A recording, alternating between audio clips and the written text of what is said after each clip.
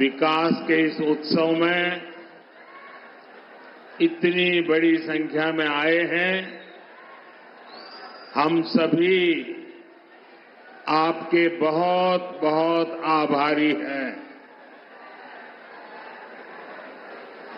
अभी से कुछ देर पहले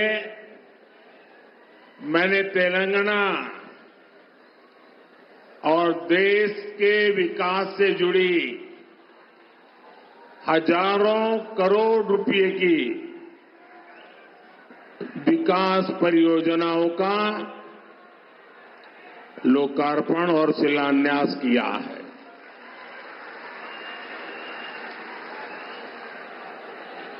कुछ लोग आदत से मजबूर होते हैं,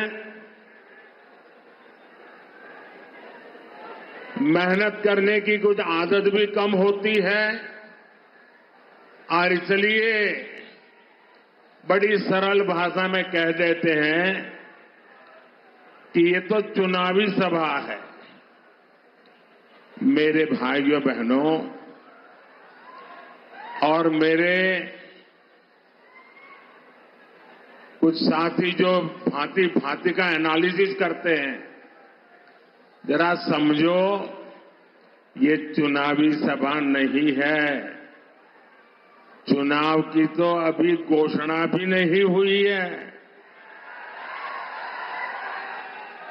आज देश में विकास का जो उत्सव चल रहा है, उसमें मैं अपने तेलंगाना के भाइयों और बहनों के बीच ये विकास का उत्सव मनाने आया हूं।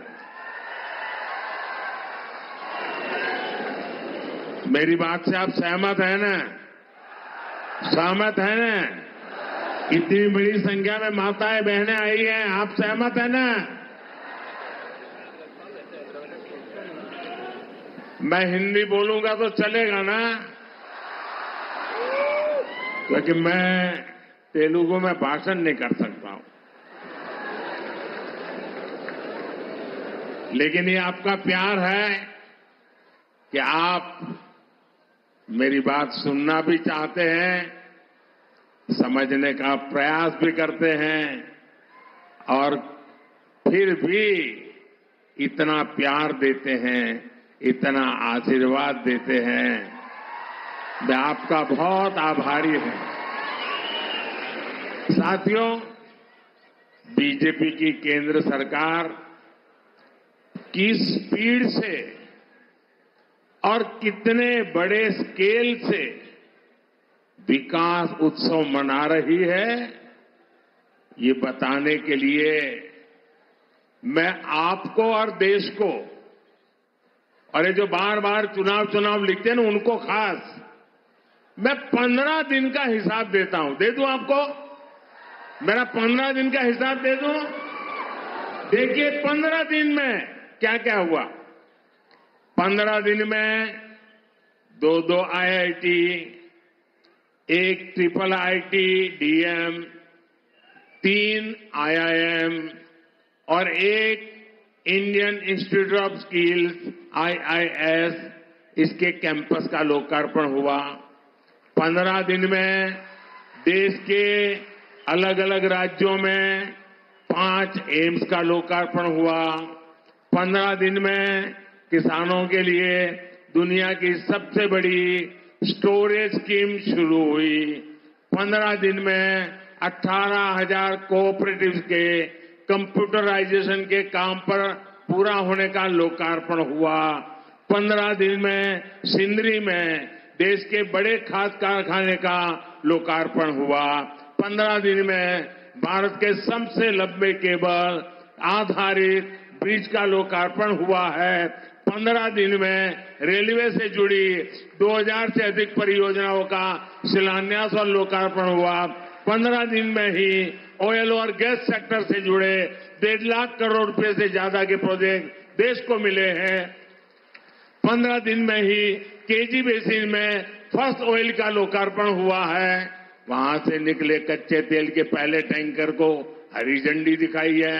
15 दिन में ग्लोबल टेक्सटाइल इवेंट का उद्घाटन हुआ है। 15 दिन के ये काम आत्मनिर्भर भारत से विकसित भारत के निर्माण को और सशक्त कर रहे हैं। अब बताइए, ये विकास का उत्सव है कि नहीं है? ये लोगों के कल्याण का उत्सव है कि नहीं है? ये लोगों की भलाई का उत्सव है कि नहीं है? अरे चुनाव तो जब आएगा तब देखा जाएगा। मुझे तो देश को आगे बढ़ाना है। मैं सही बोल रहा हूं ना?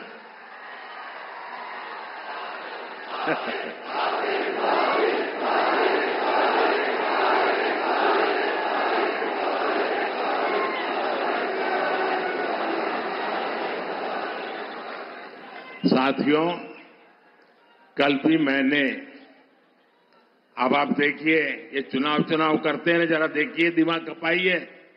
कल भी मैंने दिन भर सभी मंत्री और भारत सरकार के सभी वरिष्ठ सचिव अधिकारी, यानी एक प्रकार से टॉप टीम, करीब 125 लोग, पूरा दिन भर उनके साथ बैठा और क्या किया? चुनाव की चर्चा नहीं की। वहां मैंने विकसित भारत निर्माण के लिए एक्शन प्लान पर एक एक मुद्दे की बारीकी से चर्चा की। विकसित भारत के एक्शन प्लान पर देश भर में 15 लाख लोग अब तक अपने सुझाव दे चुके हैं। 3,75,000 से ज्यादा स्टेक होल्डर्स अब तक इसमें सक्रिय रूप से जुड़े हैं। विकसित भारत के विजन को लेकर करीब 3,000 मीटिंग हो चुकी है। 3,000 मीटिंग। देश को विकसित बनाने के लिए दिन रात काम, करीब 1200 यूनिवर्सिटीज ने इसमें हिस्सा लिया है। बड़ी बात यह है कि इनमें अब तक करीब 11 लाख युवाओं ने हिस्सा लिया है, अपने मौलिक सुझाव दिए हैं, जो हमारे युवा विकसित भारत के सबसे बड़े निर्माता और सबसे बड़े लाभार्थी, ये हमारी बहुत बड़ी ताकत है। राष्ट्र के विकास के लिए भाजपा का यही कमिटमेंट है, जिसके कारण तेलंगाना के भी लोग पूरे जोश से कह रहे हैं। तेलंगाना के गांव से आवाज आ रही है। नौजवान भी बोल रहा है, बुजुर्ग भी बोल रहे हैं, महिलाएं भी बोल रही हैं, शहर वाले भी बोल रहे हैं, किसान भी बोल रहा है, मजदूर भी बोल रहा है। अब की बार 400 पार, अब की बार 4 వందలు తట్టాలి। బీజేపీకి ఓటు వేయాలి। साथियों, ये धरती रामजी गोंड और कोमाराम भीम जैसी महान विभूतियों की धरती है। आजादी के इतने दशकों तक तेलंगाना की इस धरती ने, उन्होंने जो योगदान दिया, उस योगदान को कभी सम्मान नहीं दिया गया। 2014 के बाद बीजेपी की केंद्र में सरकार ने तेलंगाना के विकास को, आदिवासी समाज के सम्मान को इतना महत्व दिया। आप मुझे बताइए, क्या बीजेपी सरकार आने से पहले कोई कल्पना कर सकता था कि एक आदिवासी महिला देश की राष्ट्रपति बनेगी? कोई कल्पना कर सकता था? पहले कभी लगता था कि ऐसा हो सकता है? क्या कोई कल्पना कर सकता था कि भगवान बिरसा मुंडा के जन्मदिन को राष्ट्रीय पर्व के रूप में मनाया जाएगा?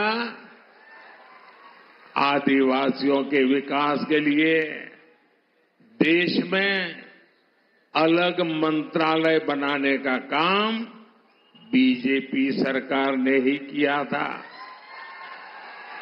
आजादी की लड़ाई में जनजातीय समाज के योगदान को समर्पित म्यूजियम बनाए जा रहे हैं। ये काम भी केंद्र की बीजेपी सरकार ने शुरू किया है। हैदराबाद में जो म्यूजियम बन रहा है, हमने उसका नाम रामजी गोंड के नाम पर रखा है। साथियों, आदिवासी समाज को सम्मान मिले, ये परिवारवादी पार्टियों को बर्दाश्त नहीं हो सकता। हमने जनजातीय समाज के लिए जब भी फैसले किए, इन्होंने उन फैसलों का विरोध करने का कोई मौका नहीं छोड़ा है। साथियों, बीजेपी आदिवासी कल्याण को, आदिवासी गौरव को सर्वोच्च प्राथमिकता देते हुए काम कर रही है। आदिवासी समाज में भी जो लोग अति पिछड़े हैं, जो अब तक विकास से वंचित हैं, उनके लिए बीजेपी सरकार ने पीएम जनमन योजना शुरू की।